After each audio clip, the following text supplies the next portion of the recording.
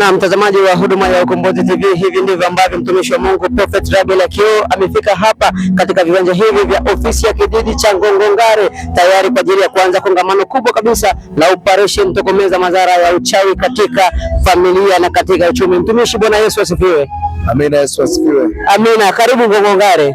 Tunamshukuru Mungu, tumeingia katikati ya ardhi hii tena hapa Ngongongare. Mtumishi, neno lako la msingi unaloliweka sasa hapa ikiwa ni siku ya kwanza ya kongamano hili ni lipi hasa? Tunajua kwamba Mungu anapomtuma nabii mahali popote, kuna mambo ambayo Mungu anahitaji kufanya kwa watu wake. Na tumeshuhudia mambo mengi kila mahali ambapo tumeingia, tumeona mkono wa Mungu ukifanya kazi kupita kawaida. Neno nalo litamka hapa Ngongongare ni kwamba yako mambo mengi ambayo Yesu Kristo atayafanya hii leo.